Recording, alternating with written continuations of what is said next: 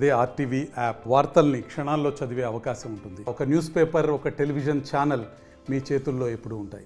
Hello all, welcome to RTV podcast. ఈరోజు మన topic వచ్చేసి the most ignored segment, mental health. Present జనరేషన్లో మనం ఎంత వెల్దీగా ఉన్నాము అనే దానికంటే ఎంత మెంటల్ పీస్తో ఉన్నాము అనేది చాలా important.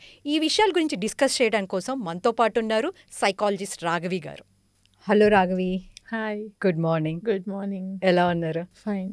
Okay Raghavi, first of all ఏంటంటే ఈరోజు టాపిక్ నాకు ఎలా స్టార్ట్ చేయాలో ఎలా మాట్లాడాలో తెలియట్లేదు. ఎందుకంటే మనం కంటిన్యూస్గా ఈ మధ్యకాలంలో జరిగే ఇన్సిడెంట్స్ చూస్తున్నాం. లైక్ మొన్న మేడ్చల్ ఇన్సిడెంట్ కానీ, మీర్పేట్ ఇన్సిడెంట్ కానీ, అండ్ రీసెంట్గా ఒక లేడీ ప్రైవేట్ పార్ట్స్లో డంబుల్స్ పెట్టి ఇచ్చేసారన్న విషయం కానీ, అంటే మాట్లాడటానికి కూడా కొంచెం ఇబ్బందిగా ఉండేటట్టు ఉన్నాయి ఈ టాపిక్స్ అన్ని. అసలు ఈ సైకో బిహేవియర్ అనేది ఈ మధ్య కాలంలో చాలా ఎక్కువగా చూస్తున్నాం మనం. ఎందుకంటారు, ఎందుకు మనుషుల్లో ఇంత సైకోయిజం అనేది పెరిగిపోయింది? నా పర్సనల్ ఒపీనియన్, నేను చూసిన కౌన్సిలింగ్స్ ఇచ్చినప్పుడు కానీ, లేకపోతే నేను రీసెర్చ్ చేసిన ఇన్సిడెంట్స్ చూసినా సరే, ప్రతిదానికి ఒక పాయింట్ ఉంటుంది. ఒక పాయింట్ వేర్ దే డిసైడ్ మనం నార్మల్ కంటే డిఫరెంట్గా ఉండొచ్చు అని వాళ్ళు ఒక పాయింట్లో డిసైడ్ అవుతారు. ఆ పాయింట్ ఒక్కొక్కరికి ఒక్కొక్క చోట ట్రిగ్గర్ అవుతుంది. అలా వాళ్ళు డిసైడ్ అవటానికి కారణాలు కూడా ఉంటాయి.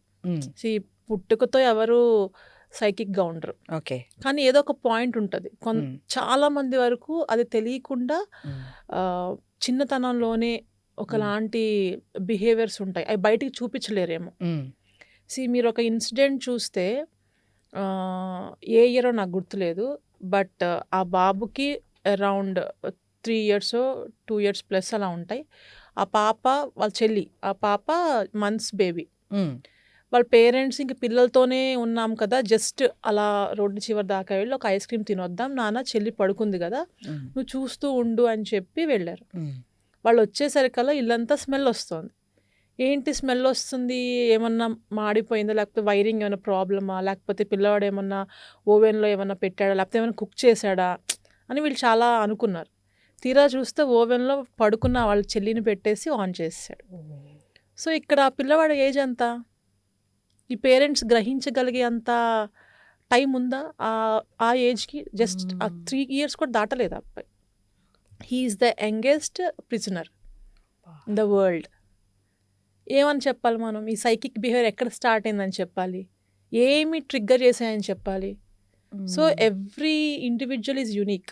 సో సిచ్యువేషన్ బట్టి వాళ్ళు ఏ ఏజ్లో ఏ క్రైమ్ అయినా చేసినా, అలాంటి థాట్ ప్రొవోకింగ్ ఇలాంటివి వచ్చినా ఎందుకు వచ్చాయని మనం ఆలోచించగలం. ఇప్పుడు నేను చెప్పిన కేసులో మనం ఏం మాట్లాడగలం, ఎక్కడ వాడికి ఆ బిహేవియర్ అనుకోవచ్చు. ఇప్పుడు ఈ కేసులో తీసుకుంటే పర్టికులర్లీ ఇది సైకో బిహేవియర్ అనే దానికంటే కూడా ఆ పిల్లవాడిలో క్యూరియాసిటీ, మనం అన్నీ ఓవెన్లో పెడుతున్నాము, సో ఏమవుతుందో చూద్దాం అంటే ఒక పిల్లల్లో కూడా, మనకి చిన్నపిల్లల్లో మీరు అన్నట్టు 3 years 4 years ఆ పిల్లల్లో ఎలా ఉంటుందంటే క్యూరియాసిటీ ఎక్కువ ఉంటుంది.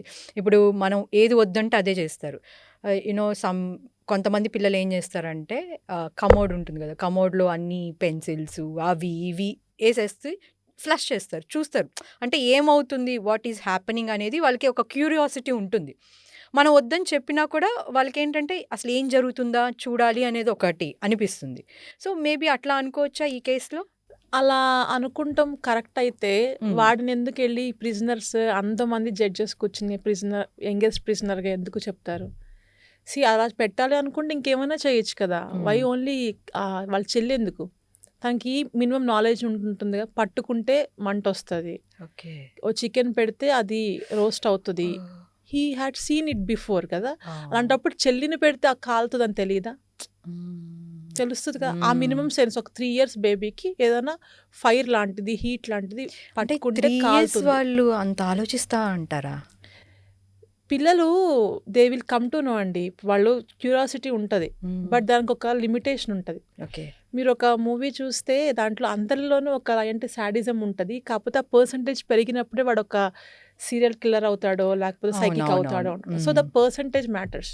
ఓకే, ఇప్పుడు చాలామంది మిమ్మల్ని బాధ పెట్టిన వాళ్ళు, బాగా టార్చర్ పెట్టిన వాళ్ళు ఏదన్నా బాధపడుతూ ఉంటే వీడికి జరిగింది, అవునవును, దేవుడికి మీరు పనిష్మెంట్ వేసాడు అనుకుంటున్నారు. మనం ఒకలా ఆలోచిస్తే అది కూడా ఒక సైకిక్ బిహేవియరే కదా. నువ్వు నిజంగా వదిలేసిన వాడివైతే నువ్వు వాడికి మంచి జరిగినా చెడు జరిగినా నువ్వు పట్టించుకోకూడదు. కానీ చాలా మంది నాకు జరిగింది కాబట్టే, నాకు చేశాడు కాబట్టి ఈరోజు అనుభవిస్తున్నాడు. He's both of it what you అనుకుంటారు. Said is correct. మనలో కూడా ఇంత ఆలోచించి ఇంత మెచ్యూరిటీ లెవెల్స్ ఉన్న మనలో కూడా ఒక చిన్న సైకిక్ బిహేవియర్ ఉంటుంది. అంటే యూనో జెల్లసీ అని కాదు, లేకపోతే యూనో అమ్మాయిల విషయమే తీసుకుంటే యూనో బాయ్ ఫ్రెండ్ విషయం కానీ అలా ఉంటుంది. లిటిల్ బిట్ ఆఫ్ జెలసీనెస్ అనేది కానీ ఆ సైకిక్ బిహేవియర్ కానీ ఉంటుంది. బట్ దాన్ని ఎలా, ఎక్కడ కంట్రోల్, ఎక్కడ ఒక చెక్ పాయింట్ పెట్టాలంటారు? ఇది self responsibility. Okay. For example నేనున్నాను, నేనేదో చదివాను, so I thought of reading because to know my self. So నేను ఏం చేస్తాను, I start my day or I do my journey in life కాన్షియస్గా చేస్తాను. నాకు ఒకరితో ప్రాబ్లం వచ్చింది, అది నా హస్బెండ్ అవ్వచ్చు, బాయ్ ఫ్రెండ్ అవ్వచ్చు, నా ఫ్రెండ్ అవ్వచ్చు, సో కాల్డ్ నా వర్క్ ప్లేస్లో ఇంకోళ్ళు అవ్వచ్చు. సో నేను దాన్ని ఎక్కడ ఎలా తీసుకుంటున్నా, దాన్ని సాల్వ్ చేయడానికి తీసుకుంటున్నానా, లేకపోతే దానికి కాకుండా నేను ఇంక మెనీ వేస్లో తీసుకోవచ్చు.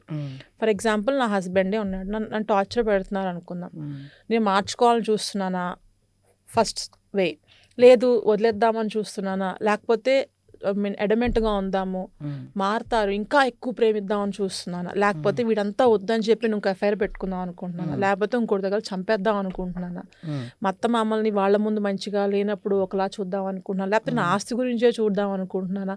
నాకు ఇన్ని వేస్ ఉన్నాయి. ఒక్క రిలేషన్లో నాకు ఏదైనా ప్రాబ్లం వస్తే ఆ ప్రాబ్లం నాతో పాటుగా నా వెనకాల నాకు ఏం కావాలని కూడా ఒకటి ఉంటుంది. నాకు ఏం కావాలని దాన్ని నేను చాలా వేస్లో దాన్ని తీసుకోవచ్చు. నేను ఏం చూస్ చేసుకుంటున్నా, ఒక్క రిలేషన్తో ఇట్లా ఉంటే నాకు ఎన్ని రిలేషన్స్ ఉంటాయి, పిల్లలు ఉంటారు, అత్తమామలు ఉంటారు, ఒక చోట నేను టీచర్గా ఉంటా, ఒక చోట నేను కౌన్సిలర్గా ఉంటా, ఒక చోట అమ్మ కూతురు అక్క సిస్టర్ ఇన్ని పాత్రలు పోషిస్తున్నప్పుడు డూ యూ బిలీవ్ ఒక రిలేషన్తో మనకు లైఫ్ లాంగ్ మనకు 60-70 ఏళ్ళు ఉంటే వాళ్ళతో అసలు మనకు ప్రాబ్లమే రాదని మనం అనుకోగలమా? లేదు. ఖచ్చితంగా అనుకోలేము. మనకు ఒక ట్విన్ ఉంటే ట్విన్తో కూడా ప్రాబ్లం వస్తుంది. అలాంటప్పుడు నాకు ప్రాబ్లం వచ్చిన ప్రతిసారి, నాకు అండర్స్టాండింగ్స్ లేని ప్రతిసారి నేను ఉన్న వేస్ కాకుండా ఇంకేదన్నా వే ఆలోచిస్తున్నానా, నేను ఏ వే చూస్ చేసుకుంటున్నానని దాన్ని బట్టి నేను ఎంత సైకిక్గా డిపెండ్ అయి ఉంటాను. సో మీరు ఇప్పుడు అన్నారు సెల్ఫ్ రెస్పాన్సిబిలిటీ ఉండాలి అని. సో ఒక సైకిక్ బిహేవియర్ ఉన్నవాళ్ళు ఎందుకు ఆ బిహేవియర్ వేనే చూస్ చేసుకుంటున్నారు? Why can't they go in the other way? మంచివి కూడా చాలా ఉన్నాయి you know, but why are not they going on in that way and why they are going in a psychic way, in a negative way? So నేను చెప్పినట్టుగా different situations demand చేస్తాయి. మీరు చూస్తే మనం చాలా సీరియల్ కిల్లర్స్ని చూసుంటాం. అవును. వాళ్ళు ఆడవాళ్ళని, ఒక ఏజ్ ఆడవాళ్ళని తీసుకొచ్చి మనం హాలీవుడ్ మూవీస్ చూసాము, అది ట్రూ ఈవెంట్స్ బేస్ చేసుకుని తీసినవి కూడా చూసాము. మనం గూగుల్ చేస్తే మనకు చాలా స్టోరీస్ వస్తూ ఉంటాయి. సో అన్ఫార్చునేట్లీ ఇలాంటి దారుణాలు rarest of the rare cases అని మన ఇండియాలో కూడా స్టార్ట్ అయ్యాయి. బట్ స్టిల్ అక్కడ ఎలా మనం ఇప్పుడు రెగ్యులర్గా చూస్తున్నాం న్యూస్లో కూడా. రీసెంట్గా 1 month కూడా అవ్వలేదు, రీసెంట్గా చూసాము అమీర్పేట్ ఇన్సిడెంట్ కానీ, ప్రైవేట్ పార్ట్స్లో డంబుల్స్ పెట్టి ఇది చేయడం కానీ. అంటే మీరు అన్నారు సినిమాల్లోనే సీరియల్ కిల్లర్స్ అని, ఇది దానికి మించిపోతున్నారు ఇప్పుడు. ఇప్పుడు అంటే ఇప్పుడు రియల్ సిచ్యువేషన్ పెట్టి సినిమా తీయాలా, లేకపోతే సినిమాలు చూసి ఇట్లా రియల్ సిచ్యువేషన్లో చేస్తున్నారా అనేది కూడా కన్ఫ్యూజన్గా ఉంది. అసలు అది ఏ వేలో స్టాప్ చేయాలనేది అర్థం కావట్లేదు. వీ కాన్ స్టాప్ ఇట్ అండి, but we can only control it. Nothing we can stop control, but control చేయగలము. ఇప్పుడు ఎంతమందికి సెల్ఫ్ రెస్పాన్సిబిలిటీ ఉంటుంది? అదే సరే ఇప్పుడు నేను ఒక అమ్మాయిని రేప్ చేద్దాం అనుకుంటున్నాను, చేద్దాం అనుకుంటుంటే నా థాట్ ప్రాసెస్ ఇప్పుడే ఉండదు. నాకు చాలా సంవత్సరాల నుంచి నా మైండ్లో ఒకలాంటి పర్వర్ట్ నేచర్ నాకు ఉంటుంది. చూసే ప్రతి ఒక్కళ్ళని అదే దృష్టిలో చూస్తూ ఉంటాను. నా దృష్టికి కనుక నాకు మ్యాచ్ అయ్యే వాళ్ళు ఎవరైనా దొరికి నన్ను ఎంకరేజ్ చేసేవాళ్ళు ఉంటే, అదే టైంలో కనుక నేను నా సెన్సెస్లో లేకుండా ఉండగలిగే ఏదన్నా నేను ఇంటేక్ చేస్తుంటే ఆ సిచ్యువేషన్స్ తగ్గట్టుగా నేను చేస్తాను. అంటే నా సెన్సెస్ని కోల్పోయి, నా ఆలోచనల్ని కోల్పోయి ఒక అమ్మాయి నాకు కనిపించంగానే ఓకే, ఇన్నాళ్ళు నా బ్రెయిన్లో గూడు కట్టుకుపోయి ఉన్న వాటిలన్నిటిని బయటికి తీసి సిచ్యువేషన్ తగ్గట్టుగా నేను రేపు చేయడం ట్రై చేస్తాను. సో ఏది అప్పటికప్పటికి జరగదు, కొన్ని ఇయర్స్ నుంచి ఉంటుంది. అలా అవటానికి కారణం ఏంటి? వాడుకి సెక్షువల్గా వాడికి మీనింగ్ ఏంటి, కానీ వాళ్ళు ఏం చేస్తాడు? కానీ ఈ పర్సన్స్, సో కాల్డ్ మీరు చెప్పిన పర్సన్స్ ఎలా ఉన్నారంటే, నేను ఎందుకు రేప్ చేశానంటే ఆ అమ్మాయి అలా బట్టలేసుకోవడం వల్ల, లేకపోతే ఆ అమ్మాయి అలా బిహేవియర్ చేయడం వల్ల నేను చేశానని అని చెప్తున్నారు. ఏ అమ్మాయి కూడా మంచిగా డ్రెసప్ అయ్యి she will go there and say రేపు చేయండి అని అడగదు కదా! సో, ఎందుకు అట్లా వేరే వాళ్ళని బ్లేమ్ చేస్తున్నారు? ఇన్‌స్టెడ్ వాళ్ళ తప్పు వాళ్ళు ఒప్పుకోకుండా చేసిన తప్పు ఓకే. కనిపిస్తుంది విత్ ప్రూఫ్స్ అన్నీ కనిపిస్తున్నాయి. కనిపించినప్పుడు కూడా నేను చేసింది తప్పు అని ఒప్పుకోకుండా టీవీల్లోకొచ్చి వాళ్ళని మళ్ళీ పెద్ద లాయర్స్ పెట్టుకుని వాళ్ళకి వాదించడం ఎందుకు? I want to question. మీరు ఈ పాయింట్ రైజ్ చేశారు కాబట్టి, ఇప్పుడు పాతకాలంలో చాలా పాతకాలంలో చీరలు కట్టుకునేవాళ్ళు. వాట్ ఐ నో ఈస్ స్టార్టింగ్లో అసలు బ్లౌజ్ వేసుకునేవాళ్ళు కాదు. తర్వాత బ్లౌజ్ వేసుకుంటున్నారు. ఇప్పటికి మన పల్లెటూరులో చూస్తే ఇప్పటికీ కొంచెం పెద్దవాళ్ళు కానీ కొంచెం ఇంట్లో రఫ్ అండ్ టఫ్గా పని చేసుకుని డ్రెస్సెస్ వేసుకుని అలవాటు లేని వాళ్ళు చీర కట్టుకున్నప్పుడు వాళ్ళు almost half of the body show చేస్తారు. నడుమ అవ్వచ్చు, చెస్ట్ పార్ట్ అవ్వచ్చు. మరి వాళ్ళని ఎందుకు ఇంట్లో మగవాళ్ళు లేకపోతే బయట వాళ్ళు వాళ్ళని వేరేలా చూడలేదు. ఓకే. సో డ్రెస్సింగ్ అనేది ఎలా అంటే అండి, మనకు ఒక టాబు అనమాట. లైక్ అమ్మాయి అట్లా వేసింది, నన్ను టెంప్ట్ చేయడానికి వేసుకుంది అని చాలా మంది జెంట్స్, చాలా మంది సో కాల్డ్ కొంతమంది ఆడవాళ్ళే అలా చెప్పి ఉండటం వల్ల అదొక రీజన్ అయిపోయింది. మనమే అలవాటు చేసిన మనమే లేని పాయింట్ని, చాలా చిన్న పాయింట్ని, మనం చూడకుండా ఉండాల్సిన పాయింట్ని మనం సెంచరీస్ తగ్గట్టుగా అలవాటు చేసి అది మనం బ్రెయిన్స్లో పెట్టుకుని వాళ్ళకి చెప్పడానికి కారణమైంది. సో అలా మనమే చేస్తున్నప్పుడు ఏ జనరేషన్కైనా అదొక పాయింట్ అవుతుంది. హౌ వాళ్ళు తప్పు అని ఎందుకు ఒప్పుకుంటారు, తప్పు అని. సో అలాంటి డ్రెస్ వాళ్ళ సిస్టర్ ఇంకేదో వేస్తే వాళ్ళ మీద ఆ ఫీలింగ్ వస్తుందా నీకు? అదే డ్రెస్ లేకపోతే అలాంటి చీరనో లేకపోతే షో ఆఫ్ చేసుకునేలాగానో చీరలు కనుక కట్టుకుంటే నీకు అదే ఫీలింగ్ వస్తుందా? నీకు మదర్లీ ఫీలింగ్ ఉన్నా లేకపోతే చెల్లి అక్క ఫీలింగ్ ఉన్న వాళ్ళ మీద నీకు అలాగే అనిపిస్తుందా? క్వశ్చన్. అలా ఎందుకు అడగరు ఎవరు? నువ్వు సెన్సెస్ని కంట్రోల్ చేసుకోలేక. సో ఇట్స్ ఆల్ కమ్స్ ఏంటంటే అండి, సరైన నాలెడ్జ్ లేదు. ఫస్ట్ ఆఫ్ ఆల్ చైల్డ్హుడ్ నుంచి సరైన నాలెడ్జ్ లేదు. I'm talking about the sexually pervert మన గురించి మాట్లాడతాం. అసలు వాట్ ఈస్ దట్? మన రెస్పెక్ట్ ఏంటి? మన బాడీకి మన రెస్పెక్ట్ ఏంటి? ఎదుటి మనిషి బాడీకి మనం ఏం రెస్పెక్ట్ ఇవ్వాలి? What is the healthy relationship? మనకి దాంట్లో ఉండాల్సింది ఏంటి, ఉండకూడదు ఏంటి అనేది నాలెడ్జ్ మనం ఇవ్వట్లేదు. ఫస్ట్ ఆఫ్ ఆల్ అది తీసి పక్క పెట్టేస్తే, ఒక రిలేషన్షిప్లో మనకు ప్రాబ్లం వస్తే ఎలా ఎదుర్కోవాలి? నువ్వు పక్కవాడిని నాశనం చేస్తున్నప్పుడు ఈవెన్చువల్లీ నువ్వు నాశనం అవుతున్నావు అన్న విషయం మినిమం కామన్ సెన్స్ లేకుండా నువ్వు వెళ్తున్నావు అంటే అసలు నువ్వు ఎలా పెరిగావు, నువ్వు ఏ పాయింట్లో నీకు ఇట్లాంటి ఆలోచనలు వచ్చాయి అన్న విషయం పేరెంట్స్ అబ్జర్వ్ చేసుకోవాలి. సెల్ఫ్ రెస్పాన్సిబుల్గా ఉన్నవాళ్ళు self responsibility and conscious living is the only way to reduce all these things. Okay. So మీరు ఇప్పుడు అన్నారు సెల్ఫ్ రెస్పాన్సిబిలిటీ అన్నారు. ఓకే, ఇవన్నీ ఒక సైడ్ పెడదాం, పక్కన పెడదాం. So coming to the roots, ఇప్పుడు మనం చిన్నప్పటి నుంచి అసలు పిల్లల్లో ఒక సైకిక్ బిహేవియర్ ఉందా, అసలు వీళ్ళు పాజిటివ్ వే టర్న్ అవుతున్నారా, ఒక నెగిటివ్ వేలో టర్న్ అవుతున్నారా అనేది ఎలా గుర్తించాలంటారు?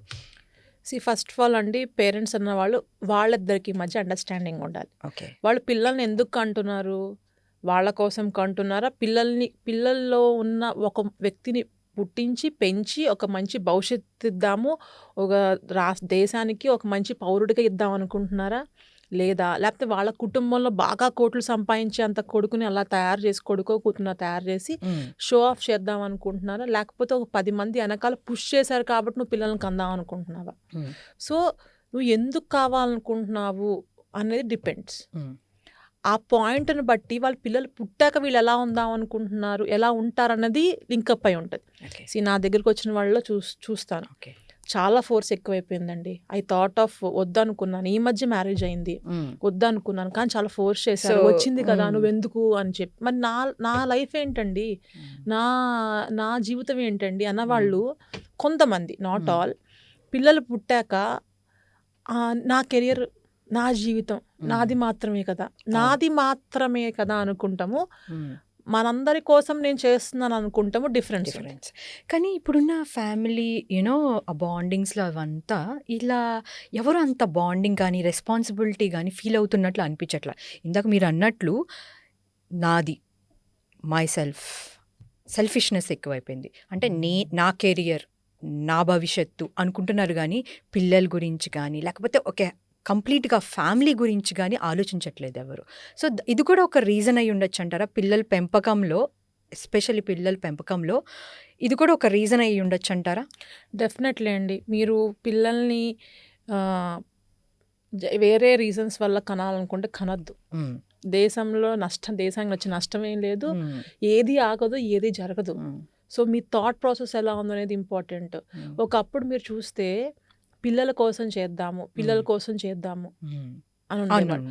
అలా అనుకునే వాళ్ళు పిల్లలు పెద్దయ్యాక వాళ్ళని ఓల్డ్ ఏజ్ హోమ్లోనో పెట్టో సంథింగ్ ఏదో చేస్తూ ఉంటే హర్ట్ అయ్యి చిచ్చి ఇంత చేయకుండా ఉండాల్సిందేమో, నాకంటూ ఒక జీవితం ఇచ్చుకోవాల్సిందేమో అనుకుంటారు.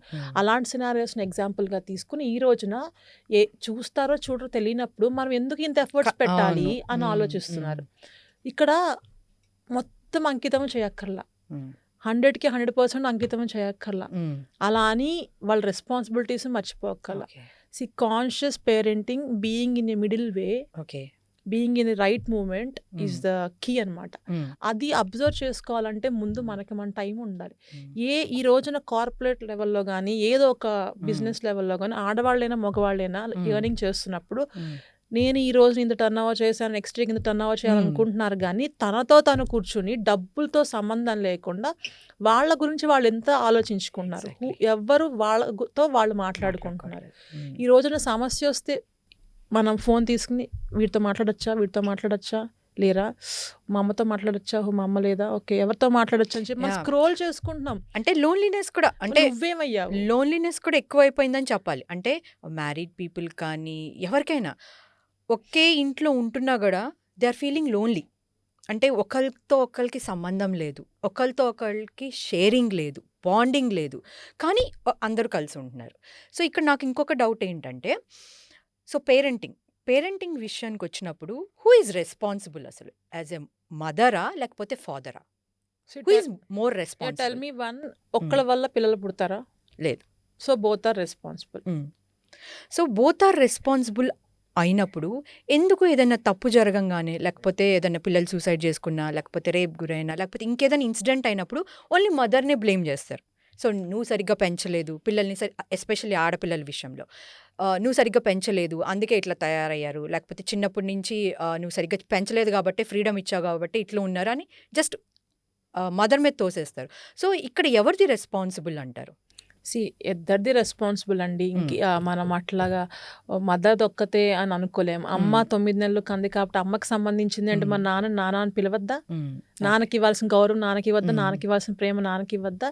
ఇదంతా అండి ఇది వరకు ఇదేంటి మొగ ఆధిపత్య ప్రపంచం అంటారు చూసారా? సో మగవాడు బయటకెళ్ళి సంపాదించి గంభీరంగా పిల్లలకు కనిపించాలి, ఆడది మాత్రం అంటే తల్లి మాత్రం చాలా క్లోజ్గా పిల్లలతో ఉండి అన్నీ చూసుకోవాలి అనుకుంటూ ఉంటారు. కానీ ఈ రోజుల్లో ఇద్దరు వర్క్ చేస్తున్నారు. అసలు ఈ రోజు ఆ రోజని కాదండి, ఏ రోజైనా ఇద్దరి వల్ల పుట్టినప్పుడు పిల్లలు ఇద్దరు చూసుకోవాలి కదా అనేది నా పాయింట్.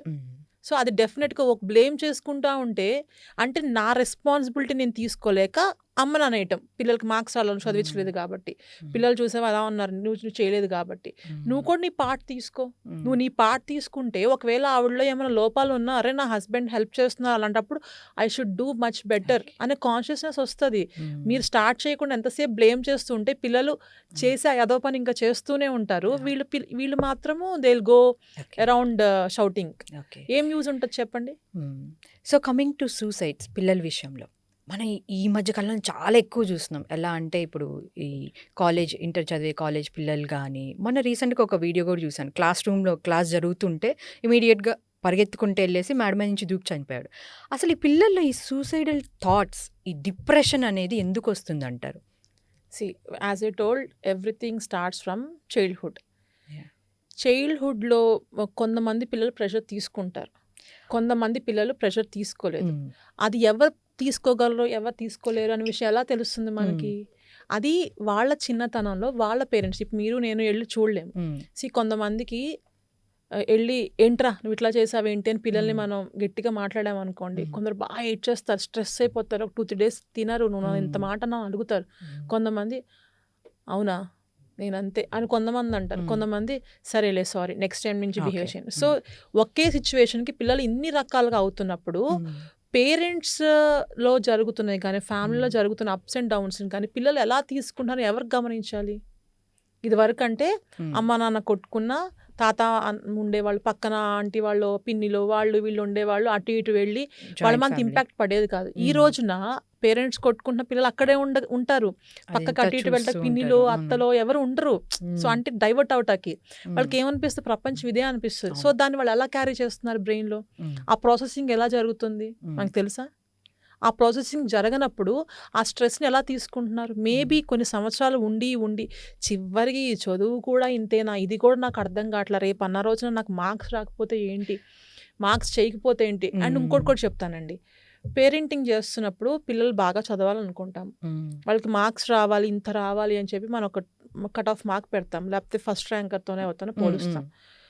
వాడు కనుక బాగా నేను చదవాలి అన్న దాంతో ఏదో కష్టపడి చదువుతాడు, ఒక 80% చదివాడు అనుకోండి, వాడికి 15% అటెంప్ట్ చేశాడు, అందులో 50%లో 20% తప్పు అయిపోయాయి, రాంగ్ చేశాడు కంగారులో. సో 20-30 మార్క్స్ వచ్చాయి వాడు ఇప్పుడు ఏం చేయాలి? స్ట్రెస్ ఎంత తీసుకుంటాడు ఇంట్లో? వాడికి ఇంకో ప్రపంచం లేదండి. ఇప్పుడు అంటే అమ్మకి సమస్య వస్తే జాబ్ చేస్తున్నప్పుడు ఫ్రెండ్స్తోనో ఒక మూవీకి ఒక షాపింగ్కి వెళ్తే అయిపోతుంది. హస్బెండ్కి ప్రాబ్లం వస్తే వెళ్ళి బయటకు వెళ్ళి మందు కొడతాడు, లేకపోతే ఇంకేదో చేస్తాడు. కానీ పిల్లలకి సమస్య వస్తే, ఐ మీన్ చిన్న పిల్లలకి సమస్య వస్తే వాళ్ళు ఎక్కడికి వెళ్తారు? పైగా సో కాల్డ్ హాస్టల్స్లో పెట్టేసి నువ్వు చదువుతావా వస్తావా అని చెప్పి ఒక ఫుడ్ లేక, ఒక మంచి వాటర్ లేక, ఒక ఎయిర్ వెంటిలేషన్ లేక అలా వాళ్ళు సఫికేట్గా అట్టి పెట్టి కీప్ ఆన్ ప్రెషర్ చేస్తూ ఉంటే ఒక పాయింట్లో నాకు ఎందుకు ఈ జీవితం అని చెప్పి ఇన్స్టెంట్ డెసిషన్స్ తీసుకుంటారు. అక్కడ చాలా మందికి ఆ ఫీలింగ్ ఉన్నా వీడు ఒక్కడే చేయగలిగాడు అని అనుకోవాలి మనం. ఓకే, సో పేరెంట్ రెస్పాన్సిబిలిటీ ఎంతవరకు ఉంటుందంటారు ఈ ప్రెషర్, పిల్లల్లో ఈ ప్రెషర్ పెట్టడంలో?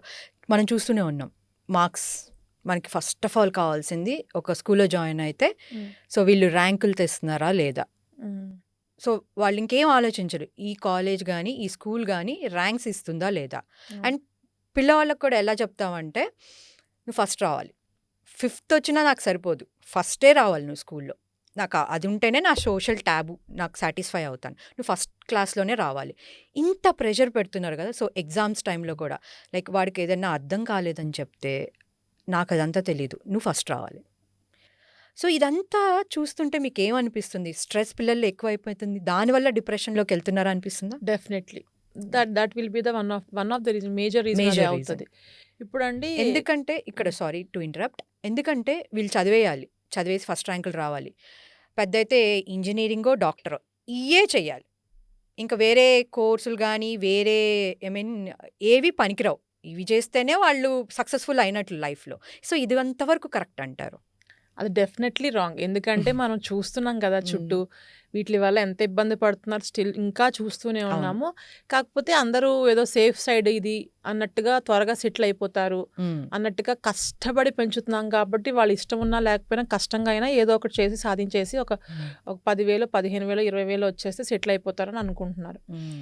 నేను వాట్ ఐ ఫీల్ ఈజ్, చదువుతున్నప్పుడు పిల్లలకి చదువు మీద అభిప్రాయాన్ని మనం మార్చగలగాలి. వాళ్ళకి డజంట్ మ్యాటర్, వాళ్ళకి 0 వస్తుందా 100 వస్తుందా పక్కా పెట్టేస్తే, వాళ్ళకి చదువు అంటే ఏంటి అని ఒక డెఫినేషన్ మనం కరెక్ట్గా ఇవ్వగలగాలి. చదువు అంటే మనం ఏం చెప్తున్నాం, ఇప్పుడు డబ్బులు సంపాదిస్తావు, చాలా డబ్బులు సంపాదిస్తావు, ఇలా చెప్తున్నా, అలానే చెప్తారు పేరెంట్స్ అందరూ, అంతే చెప్తారు. లేకపోతే నువ్వు చదువుకోకపోతే నేను వచ్చి కొడతాను, అవును, నువ్వు చదువుకోకపోతే నేను పెట్టిన డబ్బులు వేస్ట్ అయిపోతాయి, నువ్వు చదువుకోకపోతే నా సొసైటీలో నా పరువు పోతుంది. అంటే ఇవన్నీ చూసారు కదా, ఇక్కడే మనం స్ట్రెస్ క్రియేట్ చేస్తున్నాం. అంటే వాళ్ళు ఏమనుకుంటారు, ఓ నేను చదువుకోకపోతే మా పేరెంట్స్ సంపాదించిన డబ్బులంతా వేస్ట్ అయిపోతాయేమో, నేను రెస్పాన్సిబిలిటీ ఏమో దానికి, నా వల్ల ఇలా జరుగుతుందేమో అని.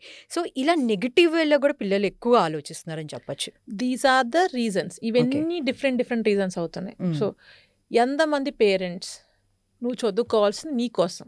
ఓకే, వాట్ ఐ సే, నా దగ్గరికి వచ్చే పిల్లలు నేను ఒకటే చెప్తాను, చదువు అంటే ఏమీ లేదు, నువ్వు చిన్న పిల్లాడివి కదా, నువ్వు ప్రపంచం మొత్తం సైన్స్ కోసం మ్యాథ్స్ కోసం అన్నీ తిరగలేవు కదా, కష్టం కదా తిరగటం.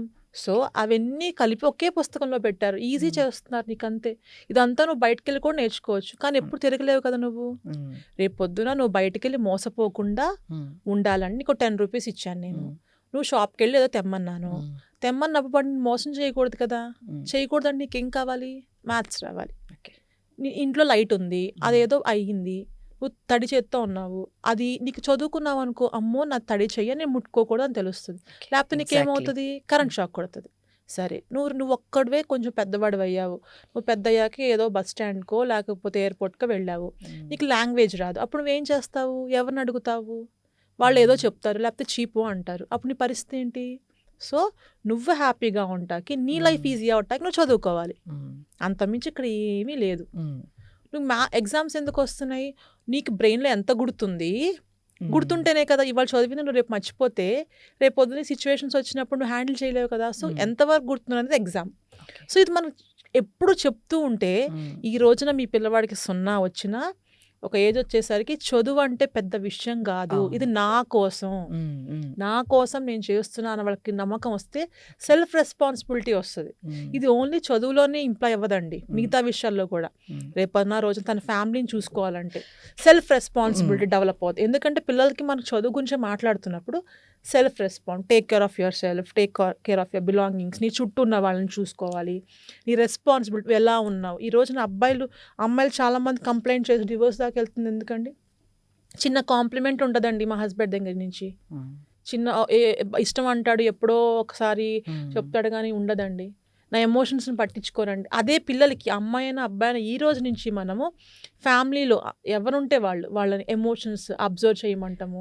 వాళ్ళని వెళ్ళి ఎంతమంది ఈ రోజున తాతగారు నానమ్మ అమ్మమ్మ ఉంటే వాళ్ళు ఏదో డల్గా ఉన్నట్టున్నారు, కొంచెం వెళ్ళి అడిగిరా అని ఎంతమంది పేరెంట్స్ చెప్తున్నారు. మనకైతే ఏంటంటే పేరెంటింగ్లో జనరల్గా ఏం చేస్తారంటే, సో పిల్లోడు ఒక ఫ్రీగా ఉంటే వెళ్ళి చదువుకో, నీ రూమ్లోకి వెళ్ళి నువ్వు చదువుకో, లేకపోతే బయటకు వెళ్ళి ఆడుకో. అంతేగాని మనం ఒక ప్రాబ్లం ఫేస్ చేస్తున్నాం, ఒక ఇంట్లో ఒక చిన్న ప్రాబ్లం వచ్చినప్పుడు ఆ పిల్లవాడిని కూడా కూర్చోపెట్టి మాట్లాడొచ్చు అనేది వాళ్ళకి అర్థం కావట్లేదు. ఎందుకంటే ఇప్పుడు మనం వాళ్ళని కూర్చోబెట్టి మాట్లాడితే వాళ్ళకు కూడా ఇంట్లో ఏం సిచ్యువేషన్ జరుగుతుంది అనేది తెలుస్తుంది.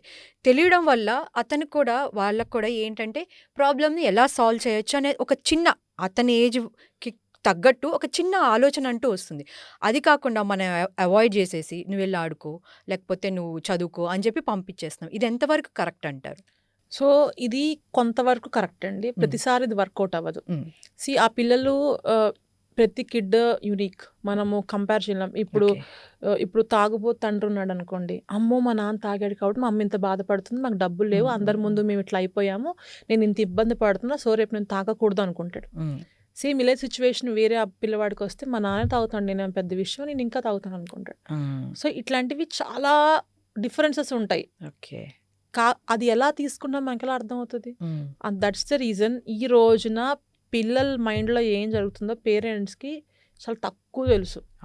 పిల్లలు రియాక్ట్ అయింది పిల్లలు కాదు, పిల్లలు చెప్పేది పిల్లలు కాదు, దాని లోపల ఇంకేదో ఉంటుంది. సో వాళ్ళు మనం చెప్పేది కూల్గా తీసుకుంటున్నారు కాబట్టి మనం అన్నీ చెప్పచ్చు, వాళ్ళని కూడా పార్ట్ చేయొచ్చు అనుకుంటే ప్రతిసారి వర్కౌట్ అవుతుంది. అది ప్రతిసారి వర్కౌట్ అవుదామని చెప్పలేము. వాళ్ళకి ఒక కంపాషనేట్, ఒక కైండ్నెస్, ఒక తోడు, ఒక ఎమోషనల్గా మాట్లాడటము, సో ఫ్యామిలీలో రెస్పాన్సిబిలిటీస్, చిన్న చిన్న రెస్పాన్సిబిలిటీస్ ఇవ్వటం, సో అవన్నీ నేర్పిస్తూ ఉంటే ఆటోమేటిక్గా ఏజ్తో పాటు ఒక కాన్ఫిడెన్స్ వస్తుంది. ఓకే, నేను హ్యాండిల్ చేయగలను చిన్న చిన్న విషయాలు. అలాంటప్పుడు మన సిచ్యువేషన్స్ బట్టి మనం ఏమైనా చెప్పినా వాళ్ళు ఒక బ్రాడ్ వేలో అర్థం చేసుకునే అవకాశం ఉంటుంది. And believe me, kids are more smarter, more matured. ఈ పెళ్లి చేసుకుని ఎందుకు చేసుకున్నామా అని కొట్టుకుని తిట్టుకునే పేరెంట్స్ కంటే పిల్లలు they are so matured, they are so pure. అసలు పిల్లల్ని పెంచక్కర్లేదండి. ఒక సార్ట్ ఆఫ్ పిల్లల్ని వాళ్ళగా హ్యాపీగా వాళ్ళ మొహంలో నవ్వు పోగొట్టకుండా, వాళ్ళు ఏజ్తో పాటు ఆ స్మైల్ మిస్ అయిపోతుంది. మీరు గమనించారా? 5th క్లాస్లో నవ్వినంతగా, స్మైల్ చేసినంతగా, రియాక్ట్ అయినంతగా కిడ్డిష్గా ఎందుకు, అది మెచ్యూరిటీ అని మనం అనుకుంటాం. కానీ మనిషి అన్నవాడు 70 ఏళ్ళు వచ్చినా 80 ఏళ్ళు వచ్చినా వాడిలో ఉన్న చిన్న పసితనం అనేది పోగొట్టుకోకూడదు. అది ఉన్నప్పుడే ప్యూరిటీ ఉంటుంది, అది ఉన్నప్పుడే సెన్సిబిలిటీస్ ఉంటుంది, అది ఉంటేనే ఎమోషన్ ఉంటుంది, అది ఉంటేనే రిలేషన్స్ మీద నువ్వు నమ్మకం క్రియేట్ చేయగలవు. అవన్నీ పోగొట్టేసి నువ్వు ఎందుకు నవ్వుతున్నావు, నువ్వు ఎందుకు ఇలా ఉంటున్నావు, నువ్వు చాలా మెచ్యూర్డ్గా ఉండాలి, నువ్వు చాలా ఇలా ఉండాలి అలా ఉండాలని చెప్పి మనం లేనిపోయినన్నీ పెట్టేసి వాళ్ళు ఇలా ఉంటేనే గొప్ప అనుకున్నట్టుగా క్రియేట్ చేసి వాళ్ళలో ఉన్న మంచి స్మైల్ అనే నేచర్ని పేరెంట్స్గా మనమే చంపేస్తున్నామని నా స్ట్రాంగ్ ఫీలింగ్. సో రాఘవి, మనం ఇప్పటిదాకా మాట్లాడుకున్నాం సైకిక్ బిహేవియర్ అనేది ఎలా గుర్తించాలి, ఒక పేరెంటింగ్ లెవెల్ నుంచి దాన్ని ఎలా చేసుకుంటా రావాలనేది మనం చూసాం. సో ఒక సైకిక్ బిహేవియర్ ఉన్నవాళ్ళు మీకు గనక ఛాన్స్ వస్తే అసలు ఏం చేస్తారు, ఎలా మారుస్తారు వాళ్ళని? నేను బేసికల్లీ నాకు నిజంగా అలాంటి ఛాన్స్ వస్తే ఐ విల్ ఫీల్ లైక్ కొంతలో కొంతైనా వాళ్ళని నార్మల్ చేయడానికి ట్రై చేయాలని నా 100% ఇన్పుట్స్ ఇస్తాను. But okay. ఎలా అంటే I try to know what went from the childhood. వాళ్ళు విక్టిమ్ మోడ్‌లో ఉన్నారా? లేకపోతే ఓకే. పక్క వాళ్ళని విక్టిమ్ చేద్దామనే మోడ్‌లో ఉన్నారా? సో, వాళ్ళకి జీవితంలో ఉండే వేరు వేరు అంశాల మీద ఎలాంటి అభిప్రాయాలున్నాయి? అలాంటి అభిప్రాయాలు రావటానికి గల కారణాలేమై ఉంటాయి? ఆ కారణాలు వాళ్ళని ఎంత ఇంపాక్ట్ చేశాయి? అది వాళ్ళ ఏజ్‌తో పాటు పెరుగుతూ పెరుగుతూ ఇప్పుడు ఈ రోజున దీనికి ఏమైనా ఈ క్రైమ్ చేయడానికి ఏమైనా కారణం అయిందా? ఓకే. అంటే వీళ్ళకి ఇంకో అవకాశాలు ఏమి చూడకపోవటానికి గల కారణం ఏంటి? Because they went blind right? Okay. వాళ్ళకి ఇంకో అవకాశాలు ఏం కనిపించలా. వాళ్ళ మోటివ్ ఏంటి? వాళ్ళు ఏం చేద్దాం అనుకుని ఏమైంది? ఎవరికైనా అండి క్రైమే కాదు చేద్దాం అనుకున్న వాళ్ళకైనా ఇది చేస్తే నీకు కావాల్సింది రాదు. నువ్వేదో కావాలనుకున్నావు కానీ నువ్వు ఇది చేయడం వల్ల నీకు కావాల్సింది రాదు. అది నీ ఫూలిష్ థింగ్ అని కనుక మనం వాళ్ళ బ్రెయిన్ని కనుక మనం చెప్పగలిగి కన్విన్స్ చేయగలిగితే no one will go till there. So అట్లా అనుకుంటే మనం రీసెంట్గా ఒక కేసు చూసాం, ఈ మీర్పేట ఇన్సిడెంట్. అతను బాగా చదువుకున్న అతను అండ్ ఆర్మీలో పనిచేసిన అతనే. అండ్ హీ నోస్ ఒకవేళ నేను ఇది చేస్తే నా ఫ్యూచర్ ఏంటి అనేది అతనికి తెలుసు, ఎందుకంటే అంత ఆలోచించగలరు కదా చదువుకున్న వాళ్ళు. అయినా కూడా అంత క్రూరంగా ఇట్లా ముక్కలు ముక్కలుగా నరికేసి, అంటే ఒక ఏమంటారు క్లూస్ కూడా దొరకకుండా చేస్తాడు. సో దాన్ని ఎలా చూడొచ్చు అంటారు? అట్లా అనుకుంటే మరి వాళ్ళు ప్రూఫ్స్ ఉంటాయి, ప్రూఫ్స్తో నేను పట్టుబడతానని తెలిసి కూడా ఎందుకు చేస్తారు? మీరు ఎలా చెప్పగలరు తను అందులో నుంచి నేను కన్ని పెట్టలేరు నన్ను ఎవరు అని అనుకుంటారు అని తను ఎలా అనుకుంటున్నారు మీరు? తను చదువుకున్నాను కాబట్టి నేను దేన్నైనా కవర్ చేయగలను, అందుకే ముక్కలు ముక్కలు కోసాను. So there is no chance of doing it until and unless నేను నోరిప్పితే తప్ప నేను నోరిప్పను. అలాంటి సిచ్యువేషన్స్ నన్ను తెప్పించే అవకాశం లేదు. అందుకనే కదా నేనే ముందెళ్ళి నేనే పెట్టాను, ఎక్కడ వెళ్ళింది మా వైఫ్ అని చెప్పి అడిగాను నేను. సో వాట్ హీ థాట్, నేను చదువుకున్నాను కాబట్టే నేను కవర్ చేయగలను, ఎంత చేసినా నేను ఇది చేయగలను. ఆ మనిషికి మీద నాకు అతనికి డౌట్ ఉంది అన్నారు. ఓకే, సో అమ్మాయి లేకుండా ఉండి అమ్మాయి అతనితో వెళ్ళిపోయిందని చెప్పేసి అన్ని మ్యాచ్ అవుతున్నాయి కదా, కాన్ఫిడెన్స్తో అలా చేసాడని ఎందుకు అనుకోకూడదు మనం? హౌ కమ్ నేను బయట నేను ఇలాగా అని అనుకుంటే తన అవుట్కమ్ వస్తుందనే చేశాడు. క్రైమ్కి చదువుకి సంబంధం లేదు. ఎంతైనా చదువుకోండి, ఎన్నైనా రాయండి. సైకాలజిస్టులు సూసైడ్ చేసుకునే వాళ్ళు ఉన్నారు, క్యాన్సర్ ట్రీట్ చేసే వాళ్ళు క్యాన్సర్ వచ్చిపోయిన వాళ్ళు ఉన్నారు, డయాబెటిక్ డాక్టర్స్ డయాబెటిక్ వచ్చి బాధపడుతున్న వాళ్ళు ఉన్నారు. ఎవరైతే మాట్లాడగలరో, బాగా టాకిటివ్గా ఉంటారో వాళ్ళే మాటల వల్ల అందరితో అనిపించుకున్న ఉన్నాయి. సో నువ్వు దేనైతే నేర్చుకుంటావో దానివల్ల నువ్వు ఇబ్బంది పడ్డ రోజులు ఇవి. సో చదువుకి క్రైమ్కి సంబంధం లేదు. చదువుకొని వాళ్ళు అస్సలు చదువుకొని వాళ్ళు దే ఆర్ మోర్ మెచ్యూర్డ్. వాళ్ళకు ఒక 60 ఏళ్ళు ఉండి ప్రపంచం గురించి కరెక్ట్గా తెలియకపోయినా, ఈవెన్ మొబైల్ వాడటం సరిగ్గా తెలియకపోయినా దే ఆర్ మోర్ మెచ్యూర్డ్ అనే వాళ్ళు చాలామంది ఉన్నారు. మనం మాట్లాడితే ఓ మై గాడ్ వీళ్ళు ఏంది ఇంత మంచి థాట్ ప్రాసెస్లో ఉన్నారనిపిస్తుంది. మన మాట ఎప్పుడు మన థాట్ ప్రాసెస్ని 100% బయటికి కన్వే చేయదు, బట్ ఒక హై లెవెల్లో మాత్రం చూపిస్తుంది. సో చదువుకున్నంత మాత్రాన మనం అస్సలు చెప్పలేం. కానీ అతనికే కనుక ఇఫ్ ఎట్ ఆల్ అతనికే కనుక ఒక ఫ్రెండో లేకపోతే ఇతనికి self responsibility, conscious way of living తెలుసుంటే ఇప్పుడు ఇది చేస్తున్నాను చెయ్యటం వలన సరే, ఒకవేళ వాళ్ళని టార్చర్ పెట్టి 3rd డిగ్రీ ఇచ్చి నేనే కనుక మధ్యలో ఇరుక్కుపోతే నేను చెప్పాల్సి వస్తుందేమో, లేకపోతే నేను ఇంత జాగ్రత్త చేస్తున్నా ఇంకేమన్నా అవుతుందేమో, వీడికి ఇంకా కర్మ అని బిలీవ్ చేస్తే బిలీవ్ చేసేవాడు అయితే అందరూ బిలీవ్ చేయరు కాబట్టి ఇది నాకు కూడా వస్తుంది కదా, దీనికంటే వదిలేస్తే ఏ గోలా ఉండదు కదా అని ఇన్ని వేస్లో ఆలోచించగలగాలి అంటే వాడితో మాట్లాడుకోవాలి. వాడి సెన్సెస్కి వాడు బలి అవ్వకుండా. సెన్సెస్ని బలవకూడదండి. మీరు ప్రతి క్రైమ్కి ప్రాబ్లం ఏంటి, నాకు ఇంట్రెస్ట్ వచ్చింది, ఒక అమ్మాయి కనిపించింది, ఇది నాకు సెన్సెస్కి నేను అనుభవించాలి, నా శరీరం అనుభవించాలి, సో నాకు డబ్బులు కావాలి, సో ఇంకొకటి నాకు హై లైఫ్ కావాలి, సో వీడిని చంపేసి వాడి దగ్గరికి వెళ్దాం. సో ప్రతి దానికి కారణం సెన్సెసే కదా. నీ సెన్సెస్ కంట్రోల్లో ఉండి ఆ సెన్సెస్కి హెల్ప్ తీసుకుంటే నువ్వు కాన్షియస్గా ఆలోచిస్తావరే నువ్వు చేసే తప్పు రేపొద్దు నీకు ఇది రాదు, ఎట్టిపోయేటి వచ్చిన నాట్ 1% అటు ఇటు అయిన సిచ్యువేషన్ నువ్వు బుక్ అయిపోతావు అని వాడు గమనిస్తాడు. So they are not living in there. సో ఇవన్నీ కాన్షియస్గా ఉండి ఆలోచించలేకపోవడం వల్ల వస్తున్నాయి అంటారు, చేస్తున్నారంటారు. సో అంటే వాళ్ళు ఏం జరుగుతుంది, ఇది చేస్తే ఏం జరుగుతుంది అనేది వాళ్ళు ఆలోచించట్లేదు. ఆలోచించాలి కానీ ఏమవుతుంది, ఆలోచించలేనంత ఎమోషనల్గా అయిపోయి ఆలోచించిన ఫ్రస్ట్రేషన్కి వెళ్ళిపోయి వాళ్ళు రకరకాలుగా జరుగుతున్న ప్రాబ్లం ఒక్కసారి అయితే దాన్ని రీప్లే వేసుకుని ఏదో మూవీ చూస్తారు సార్, బాగా ఎడిక్ట్ అయిన మూవీ 10 సార్లు 100 సార్లు వేసుకుంటే వాళ్ళ ఆవిడ ఒక్కసారి ఒక్క మాట అంటే దాన్ని 100 సార్లు రిప్లై వేసుకుని వాళ్ళ వైఫ్ ఒక్కసారి తాళి తెంచి ఉంటుంది కదా, అందుకే కదా అతను కోపం వచ్చింది. ఇతను 100 సార్లు అది రిప్లై వేసుకుని ఇంకా తన ఫ్రస్ట్రేషన్ని తీసి తట్టుకోలేక చేసిన పని. ఓకే. సో ఇవన్నీ ఒక ఎమోషన్స్ అనేవి కంట్రోల్ లేనప్పుడు జరుగుతాయి అంటారు. సో అసలు ఎమోషన్స్ అనేది ఒక మనిషికి లైక్ లవ్ అనేది ఒక ఎమోషన్, స్మైల్ అనేది ఒక హ్యాపీనెస్ ఒక ఎమోషన్, ఇలానే క్రైమ్ చేసే వాళ్ళకి ఇది ఒక ఎమోషన్. సో ఈ ఎమోషన్స్ అనేవి, ఈ నెగిటివ్ ఎమోషన్స్ అనేవి అసలు ఎలా కంట్రోల్ చేసుకోవాలంటారు? నెగిటివ్ ఎమోషన్ అని మనం నమ్మితే అది నెగిటివ్ అని నమ్ముతాం. అసలు అది నెగిటివే కాదని అనుకోడు వీటికి గురయ్యేవాడు. ఇది నెగిటివ్ కదా అని అనుకోడు, ఇది న్యాయం అనుకుంటాడు. హీల్ థింక్ దట్ తన పాయింట్ ఆఫ్ వ్యూలో అది కరెక్ట్.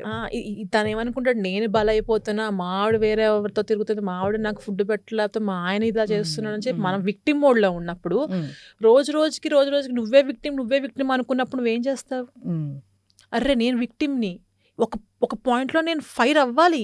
ఏంటిది నేను నా జీవితం ఏంటి, నేనేంటి, వాడెవడో వచ్చి ఇలా చేయటం ఏంటి, అసలు నేను ఇలా ఉంటే అలా చేయటం ఏంటి అని ఇంత నువ్వు ఆలోచించుకుంటూ నేను ఇదే అని ఏడిచి ఒక పక్కన బాధపడి అయి పగలకొట్టి ఈ పగలకొట్టి తన మనసును బాధ పెట్టుకుని రకరకాలుగా ఉన్నదానికంటే ఎక్కువ there will be a saying అండి, రియాలిటీ మన ఇమాజినేషన్ ఇంకెక్కువ బాధపడుతుంది మనల్ని. మన ఇమాజినేషన్ ఇంకా హారబుల్గా ఉంటుంది. మనిషి ఇమాజినేషన్ వల్ల ఇన్ని జరుగుతున్నాయి. And see that is what spirituality coming to the place.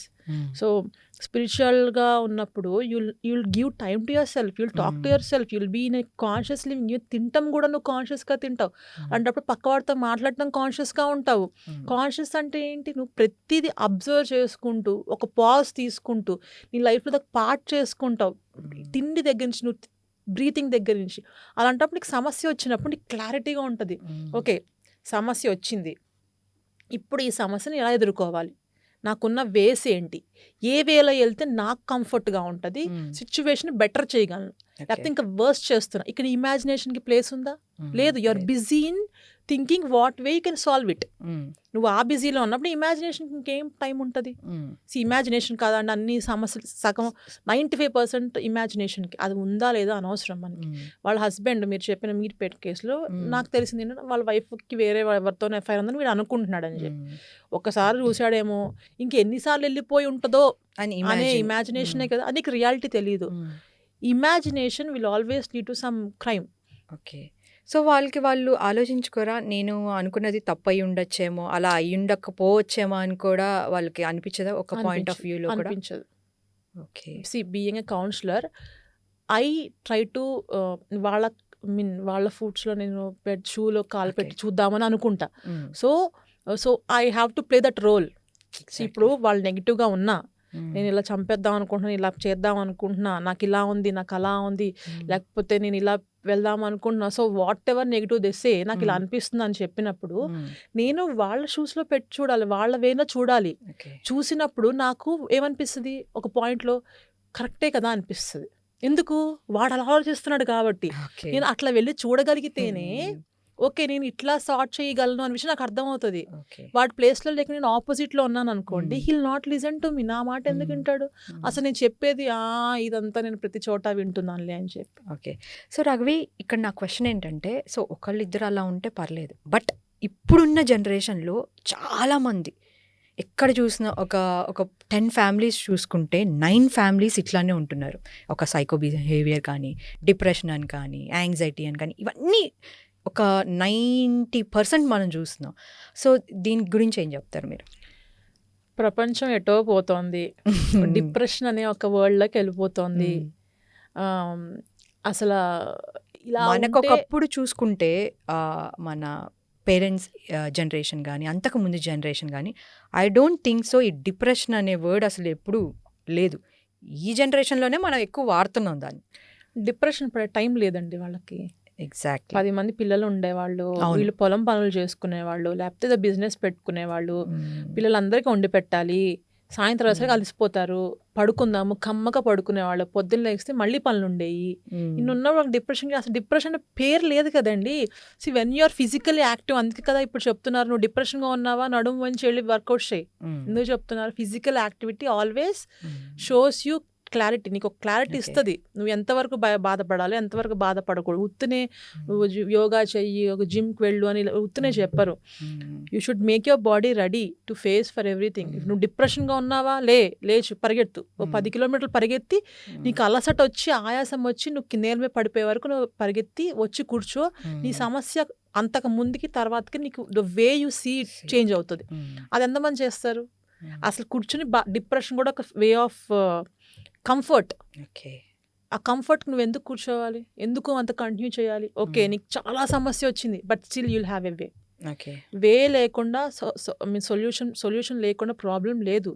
But మనం ఎలా చూస్తున్నాము, సొల్యూషన్ కోసం చూస్తున్నామండి. మనం ఇన్స్టెంట్ నాకు కావాలి, నాకు అన్ని ఇన్స్టెంట్ కావాలి, ఇన్స్టెంట్ నూడిల్స్ కావాలి, ఇన్స్టెంట్ జస్టిస్ కావాలి, ఇన్స్టెంట్ బ్యూటీ కావాలి, ఇన్స్టెంట్ చేంజెస్ కావాలి, ఇన్స్టెంట్గా హస్బెండ్ ఇట్లా మారిపోవాలి. హస్బెండ్ ఎక్కడ అవుతాయి ఇవన్నీ?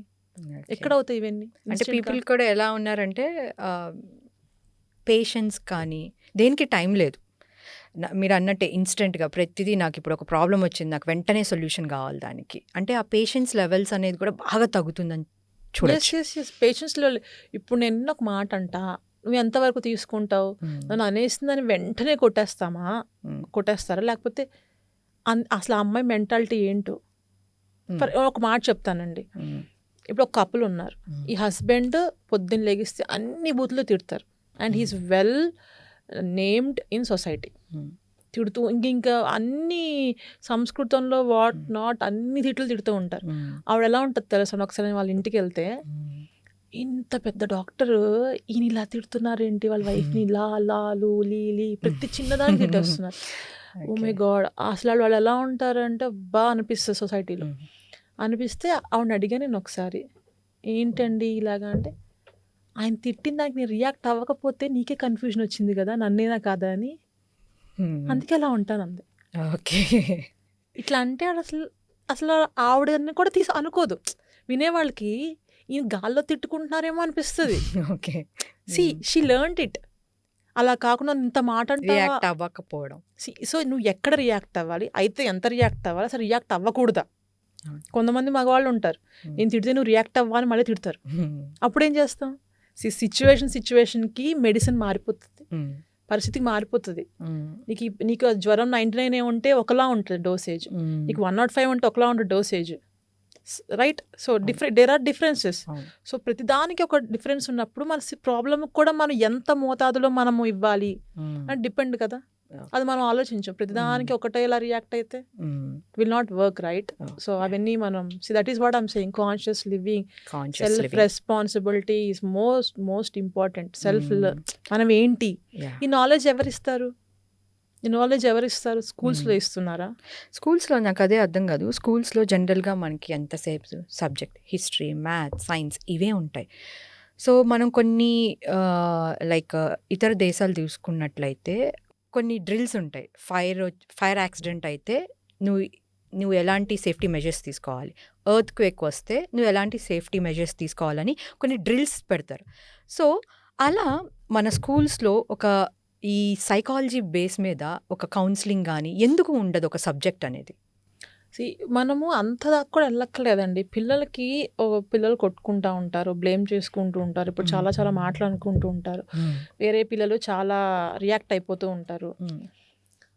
అది ఎలా హ్యాండిల్ చేయాలి అని పిల్లలకి చెప్పగలగాలి.